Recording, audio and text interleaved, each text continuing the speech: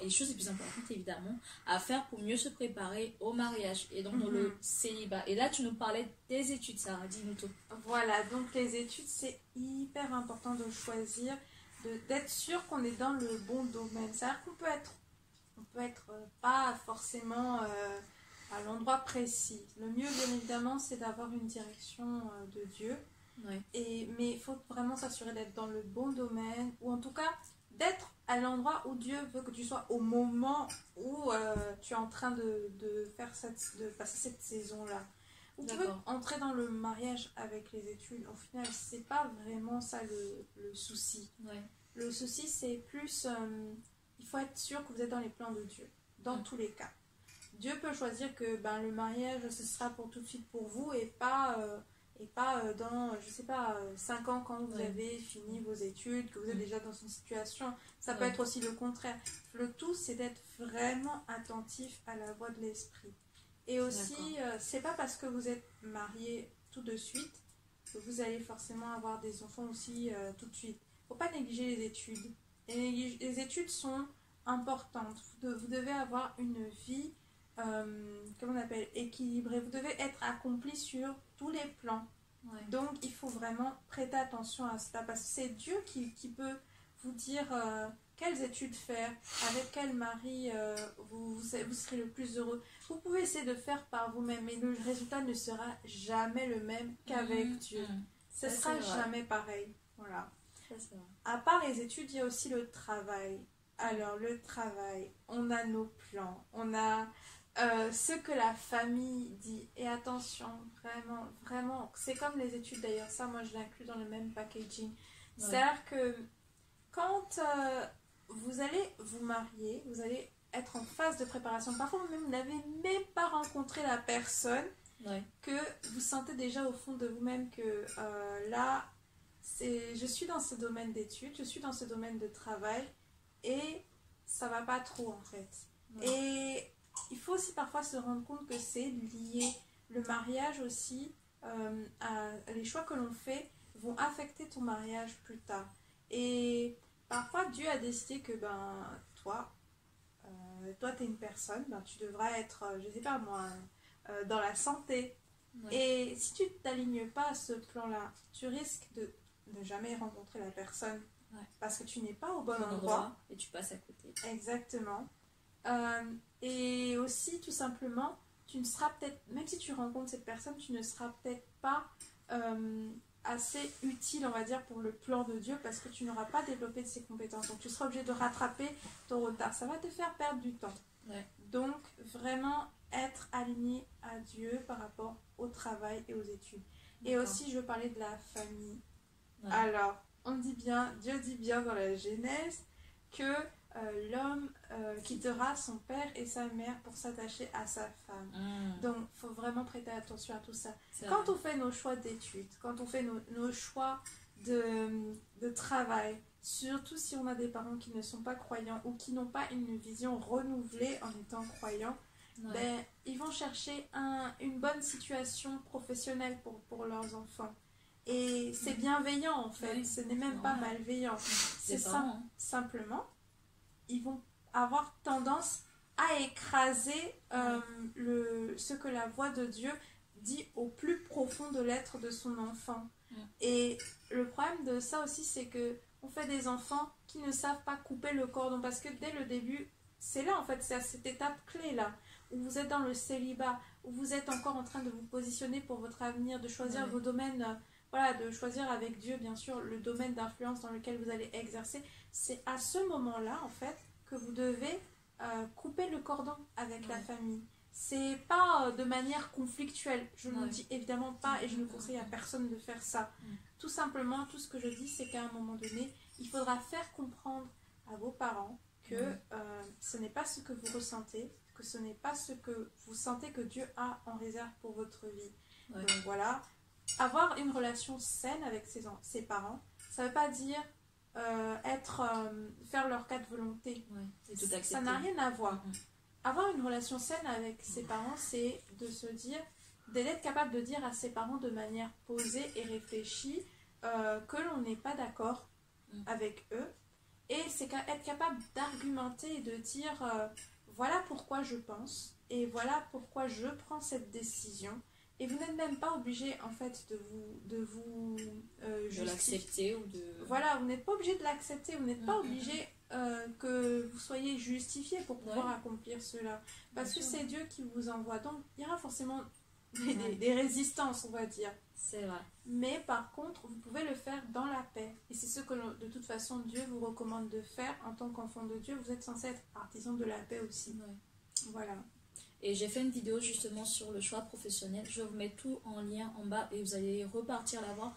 Parce que c'est super important justement parce que moi lorsque j'ai fait mon choix professionnel, à la base mes parents ils n'étaient pas du tout pour. Quand j'ai quitté le droit pour aller faire de la restauration, en tant que parent on se dit mais attends mon enfant je veux un avenir brillant pour elle ou pour lui et la personne va quitter le droit qui est plutôt prestigieux, qui a plus de valeur on va dire et qui a l'air vraiment bien et tu dis au moins ton enfant sera assuré que d'aller faire de la restauration. Tous les parents se disent what, qu'est-ce que tu es en train de me dire?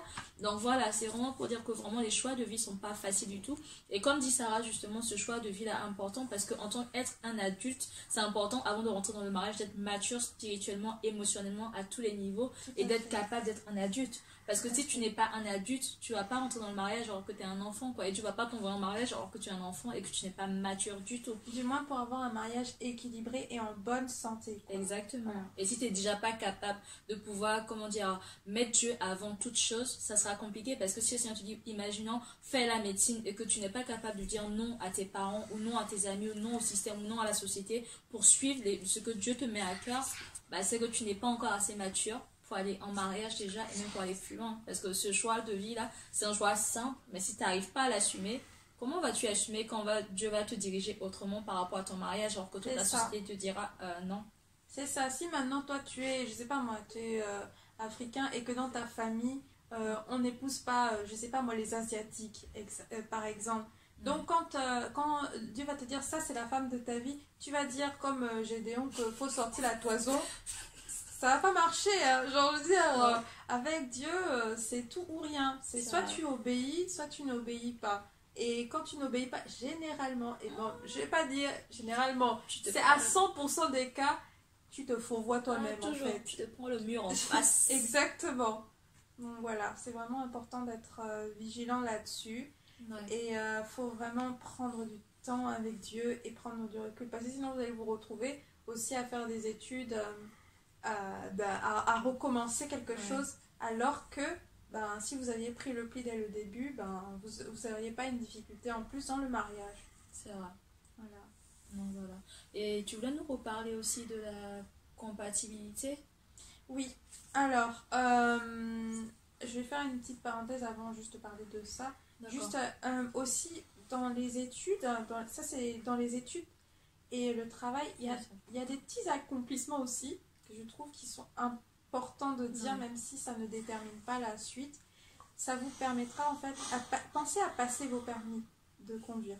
Voilà. Juste, je trouve qu'il y a des petits trucs comme ça, des aspects pratiques en fait, que si vous éliminez maintenant de vos vies, voilà, que vous avez passé le permis, on ne va pas vous l'enlever. Si vous passez ça maintenant, mais ça, je parle du permis, mais ça peut être aussi une capacité, une capacité, un diplôme universitaire que vous avez envie de faire, ne pas le remettre à plus tard. Faites ça pendant la saison de célibat. Personne ne va venir vous embêter et vous dire... Et justement, on a souvent du mal à se discipliner. Mais c'est là aussi, ça va travailler votre discipline. Et vous saurez que lorsqu'il le faut, je suis capable d'être disciplinée. Il faut aussi se mettre un peu à l'épreuve, se challenger un petit peu. C'est comme par exemple si vous n'êtes pas quelqu'un de très discipliné, que vous avez du mal avec le temps, avec l'heure, c'est à ce moment-là aussi il faut régler un peu ces petits tracas-là. Faut pas trop faut pas dormir en fait, tout simplement. Faut pas dormir, il faut veiller, faut faire comme les 10 vierges qui attendent leur époux en fait. C'est pendant que les autres sont en train de s'amuser là-bas, ils n'ont pas pensé à prendre de l'huile. À prendre de l'huile, voilà, exactement. Vous devez être la vierge vous devez être parmi celles qui ont prévu l'huile pour pour leur lampe. Voilà, pour leur lampe. Et vous devez aussi avoir pris les allumettes pour allumer voilà, vos torches. Vous devez avoir plein de petits outils pour pouvoir assurer que ça soit confortable quand vous allez rencontrer la bonne personne. Tant que vous n'avez pas rencontré la personne, travaillez à améliorer vos situations comme si elle était déjà là en fait. Travaillez vous-même votre caractère, travaillez aussi ces petits aspects pratiques là en fait, tout simplement. D'accord. Et c'est vrai que c'est très important parce que si vous faites l'impasse là-dessus, tout ce que vous faites l'impasse aujourd'hui, ben plus tard vous allez le payer parce que vous allez devoir repartir à zéro pour recommencer à zéro et ce serait dommage de perdre du temps alors que dès maintenant dans votre célibat vous pouvez vraiment travailler sur ces aspects-là en fait qui changent tout. Là nous allons parler de la compatibilité. Attends. Juste un petit truc. Désolée, excusez-moi. En fait, juste aussi de dire que toutes ces petites choses là qu'on a l'impression que c'est pas très important ou que c'est pas très urgent, c'est juste de rappeler que faut pas oublier qu'on est dans une course contre la montre en fait. On est dans une course contre la montre. Je parle pas par rapport au fait que notre société soit une société micro-ondes là où on veut tout de suite. Non, je parle vraiment en termes de salut de notre âme. En fait, on est dans une course. D'ailleurs, l'apôtre Paul, c'est ceux qui le partagent aussi. Ils comparent notre vie à une course. On est dans une course. Donc, c'est important d'accomplir toutes ces choses bien avant parce que une fois qu'on est lancé dans le mariage, on n'a plus le temps de revenir en arrière. Ou du moins, si on le fait, c'est à nos risques et périls. Ça veut dire que on va retarder quelque chose d'autre de plus important. Faut garder en mémoire que Dieu a un plan pour chacun. Et pas seulement pour nous en tant qu'individu, mais aussi pour tout le monde, pour les autres. Donc, si on veut entrer dans notre appel, il faut être équipé. Donc, il ne faut pas remettre à plus tard ce que l'on est capable de faire maintenant, en fait. Et même si vous avez pris du retard, franchement, travaillez à avoir ces choses-là de manière à ce que lorsque Dieu va vous demander, je ne sais pas moi, de partir à l'autre bout du monde pour accomplir telle ou telle chose, vous puissiez simplement dire, oui, je suis prête. Ou je suis prêt. Voilà. Vous puissiez juste dire, j'ai déjà fait tout ce que je voulais faire avant. Et maintenant, il n'y a plus rien qui me retient à partir en fait. Voilà. C'est vrai que c'est important. Parce que finalement, la saison du célibat est une saison de préparation. Et c'est pourquoi nous sommes sur la chaîne justement qui parle de la préparation au mariage. Parce que c'est tellement important de se préparer au maximum. Parce que si vous ne vous préparez pas dès maintenant, en fait, vous passerez tout simplement à côté. Parce que comme disait Sarah, il y a des endroits où vous devez être en train de faire certaines choses. Donc vous devez être au bon endroit, au bon moment à faire la bonne chose. Sauf que si vous ratez cette saison-là et le bon endroit simplement, vous passez à côté de ce que le Seigneur il a prévu pour vous et même des personnes qu'il a mis à côté de vous qui sont des connexions divines. Et vous pouvez juste rater cette personne juste parce que par exemple vous avez tendance à être tout le temps en retard. Et si vous aviez été là 5 minutes avant, vous auriez croisé cette personne qui était censée vous propulser dans votre destinée, vous amener encore plus loin. Donc c'est des choses qui peuvent paraître banales et simples, mais il faut vraiment travailler vraiment sur soi au maximum. Et comme on dit, traiter durement sa chair. L'apôtre Paul le disait, je traite durement mon corps afin justement de gagner la course parce que nous sommes dans une course comme disait Sarah et nous devons gagner cette course-là et c'est important de se discipliner. Tout à fait. Donc voilà. Dis-nous. Alors, nous allons passer à la compatibilité. Explique-nous, quand tu parles de compatibilité, tu parles de quoi? En fait, n'y voyez rien de comme les gens du monde là avec leur horoscope ou je sais pas quoi. Non, quand je parle de compatibilité, je parle vraiment du fait que on est censé avoir chacun son appel, chacun son pouvoir, mais un couple que Dieu a choisi et a établi en fait, un couple, il y a toujours une mission qui est attachée à votre foyer. Donc, peut-être que vous n'allez pas être amené à travailler dans le même bureau. Ça, c'est pas gênant. Par contre, vous avez une mission en commun. Donc, déjà, ça va vous permettre aussi d'éliminer de votre vie des personnes qui pourraient entrer et qui ne sont pas à leur place dans votre vie. Sentimentale, j'entends bien sûr. Ça va aussi vous permettre de réfléchir autrement. Si je connais mon appel, si je sais où je dois aller, je sais aussi ce que je suis capable de faire. Maintenant, je sais ce qui me manque. Donc, autrement dit, quand je vais rencontrer une personne qui a ce qui me manque moi, qu'elle est capable, elle a maîtrisé vraiment ce talent-là pour accomplir cette destinée, et ben le choix, ça va vous paraître tellement évident que c'est la volonté de Dieu, quoi, tout simplement. Ouais. Donc voilà, c'est aussi ça en fait, c'est aussi pour ça que c'est important. Et aussi, je vais, ça me vient comme ça, mais il faut prier pour son conjoint. C'est-à-dire que il faut aussi prier que moi je suis en train de faire mes efforts, mais de l'autre côté, il faut aussi que la personne, elle puisse faire ses efforts et être habile dans les talents que Dieu lui a demandé. Ouais. Parce que si c'est pas le cas, ben il y en a un qui va porter l'autre. Ouais. Et ce n'est pas juste, tout simplement. C'est pas juste en fait. On est censé se supporter les uns les autres, c'est vrai. Mais il y a quand même des comment on appelle, il y a des blessures et il y a des choses que l'on peut vraiment éviter. Donc autant le faire. C'est vrai. C'est important de vraiment travailler au maximum comment dire, travailler au maximum sur soi, et en tant que future personne qui sera en couple, en fait, c'est vraiment important, parce que finalement, si vous ne travaillez pas là-dessus, en fait, ce serait dommage, parce que comme elle dit, Sarah, vous êtes censé être le cadeau pour l'autre, en fait. Donc, votre futur sera votre cadeau, et vous serez un cadeau pour lui. Et personne n'aime recevoir un cadeau abîmé ou déchiré, ou vraiment qui donne pas envie, quoi, qui est là, avec des rubans, là, bizarre, là. Honnêtement, vous ne laissez pas, personne n'a envie de l'ouvrir, franchement. Donc, franchement, vous devez prendre le temps du célibat, justement, pour vous préparer en amont. Comme dit Sarah, travaillez vos dons, vos talents, prendre le temps qu'il faut, même savoir votre appel, parce que ça vient dedans. Savoir quel est votre appel, savoir où est-ce que Dieu vous appelle, quelle est votre mission, pourquoi est-ce qu'il vous a mis sur cette terre. Demandez au Créateur qui vous a créé, tout simplement. Ok Seigneur, tu m'as créé, mais pour quelle raison tu m'as créé sur cette terre? Et comme elle dit Sarah, ça va vous permettre justement de vous aligner, de tracer la voie, non seulement sur les formations que vous allez faire, ça va vous tracer la voie sur même les messages que vous allez écouter, sur l'entourage que vous allez avoir, même au niveau amical et tout. Ça va tracer la voie, mais à un niveau impressionnant, pour que lorsque vous rencontriez la personne, mais pour vous ce soit logique d'être avec cette personne et pas avec une autre, parce que cette personne correspondra justement à votre appel, et il y aura un match en fait. Et comme elle dit, vous serez complémentaires dans ce que vous allez faire, et ensemble vous allez pouvoir accomplir vraiment la mission pour laquelle Dieu vous a mis sur terre. C'est dommage d'avoir, imaginons une personne, comme tu me disais tout à l'heure en plus, qui est missionnaire, qui est appelée à être missionnaire, à voyager partout dans le monde entier, à avoir une autre personne qui a une vocation à être entrepreneuriale, à travailler en tant qu'entrepreneur.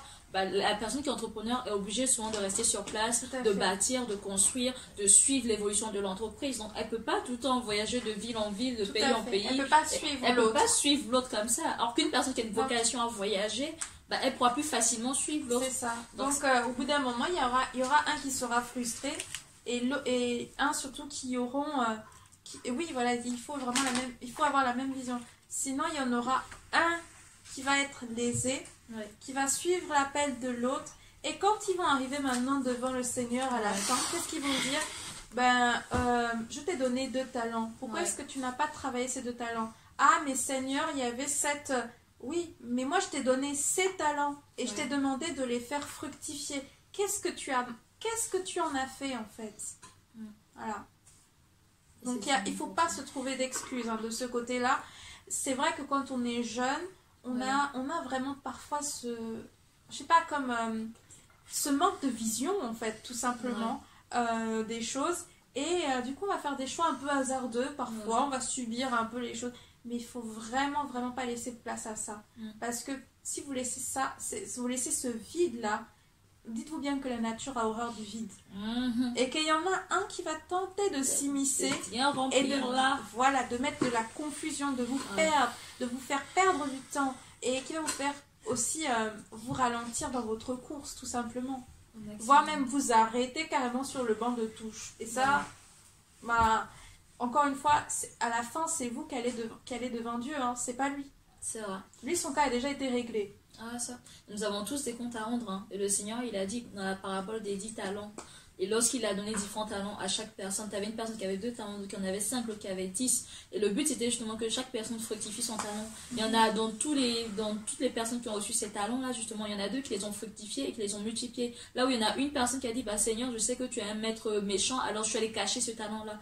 Et franchement, je me dis, à la fin, quand on montera aussi Dieu va nous dire qu'est-ce que tu as fait. Mhm. Qu'as-tu fait du don que je t'ai donné? Qu'as-tu fait du talent que je t'ai donné? Tu vas pas lui dire à Dieu, oui, mais c'est parce que mon conjoint, il voulait pas trop, il était pour tes trucs, ou bien en réalité, mon conjoint, mais tu sais, lui, il avait un appel de missionnaire, ça fait tellement bien. Donc moi, je suis restée juste là, assise à le regarder vivre dans son appel. Ça non, ne marche ça marche pas. Tu vas pas vivre une vie de frustration, alors que Dieu t'a tout simplement pas appelé à ça. Donc il y a des personnes, même si vous êtes en couple, même si vous êtes fiancés, reposez-vous les bonnes questions, parce que ça ne sert à rien de se marier, soi-disant pour être marié, si finalement vous êtes mal marié, parce que tout simplement vous êtes avec une personne qui ne correspond pas à votre vision, à votre appel et à votre destinée. Parce que finalement vous allez juste être là à côté, mais vous n'allez pas être à côté de la bonne personne à faire les bonnes choses au bon moment, et vous allez être frustré, mais la personne sera dans son appel tranquillement, et ça sera vous en fait qui serez là juste un peu comme une canne en quelque sorte, et ça va pas matcher en quelque sorte. Exactement. Donc, non, on est tous les deux. Dites-vous bien on est dans un couple. Un couple, c'est pas une personne qui vient soutenir l'autre. Ça, faut vraiment. Je sais que on a beaucoup véhiculé ce truc-là par les anciennes générations, etc. Ouais. Mais enlevez-vous ça de la tête. Un couple, c'est pas un homme qui soutient sa femme ou une femme qui soutient un homme. Un couple, c'est deux personnes épanouies qui forment un tout, en fait, tout simplement, qui sont unies. C'est deux personnes épanouies qui doivent accomplir un but pour Dieu. C'est ça. Donc, il faut vraiment bien recadrer les choses dans leur ensemble. Donc, exactement. Il peut arriver que vous avez été blessé avant votre mariage. Ouais. Mais dans ce cas-là, il faut demander à Dieu de soigner son âme. Ouais. Vraiment, et prendre au sérieux ce problème-là, ne pas repousser à plus tard. Ouais. Parce que tous ces obstacles que vous repoussez et que vous vous dites, ce sera à faire pour plus tard. Eh ben, plus tard, c'est trop tard, hein. Ça va revenir dans le mariage. Exactement. Et en amplifier. Tout à fait. Et qui va encore profiter de la faille? Moi, je reviens encore là-dessus. Hein. Voilà, c'est toujours l'ennemi. Hein. Lui, c'est vrai qu'il vous étudie, il faut bien vous dire, il vous étudie depuis que vous êtes petit. Il voit vos failles.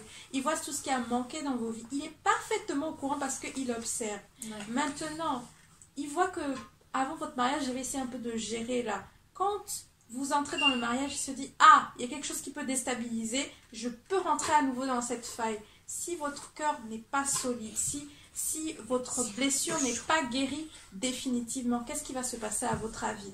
Il va utiliser ça contre vous, non seulement contre vous, mais en plus contre votre conjoint et en plus contre votre foyer. Parce que si il peut faire perdre, il peut vous faire perdre la tête tout seul, c'est déjà bien. Mais s'il peut faire perdre la tête aux deux, c'est encore mieux. Mais s'il peut encore plus faire écrouler un foyer, mais là, c'est le jackpot. C'est le must. En plus, c'est un foyer chrétien.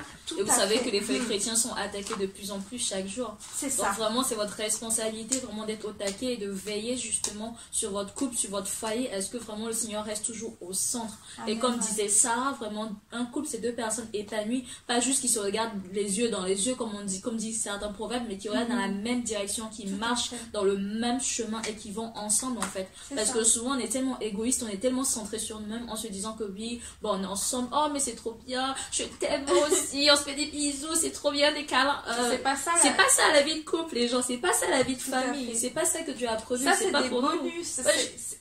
En fait, ça fait partie de la vie de couple, mais ce n'est pas ça le fondamental. Ce n'est pas ça, c'est pas ce que Dieu attend en fait. Le but principal du couple, c'est que vraiment on puisse accomplir ce pourquoi Dieu nous a créés en étant sur terre. Et c'est ça le plus important en quelque sorte. Parce que sinon, on passe à côté et on passera notre vie à être un couple heureux ou à être un couple, le plus beau couple du monde. Mais au final, quand on va arriver au ciel, le plus Instagrammable. C'est ça, avec la belle photo, la belle pose. Mais au final, le Seigneur va dire non, vous êtes passé à côté. Et finalement, la Bible, il y a une autre définition du péché. Le péché, certes, c'est commettre, c'est faire quelque chose qui n'est pas bien. Mais le péché aussi, c'est le fait de manquer le but. Et un couple a un but à atteindre, a une destinée à atteindre, a des actions à mettre en place. Si vous passez à côté de ces actions et de cette destinée-là juste parce que vous choisissez mal la personne ou que vous vous êtes pas préparé avant ou que vous avez fait le mauvais choix, ça va être très... Franchement, là, vraiment, il n'y a plus rien à faire là. Comment dire, c'est comme si vous bradez votre destinée entièrement juste à cause d'un choix ou parce que vous n'êtes pas préparé suffisamment ou parce que vous n'avez pas fait ce qu'il faut. Donc vraiment, prenez le temps de bâtir avec Dieu et de toujours construire avec Dieu. Tout à fait, tout à fait.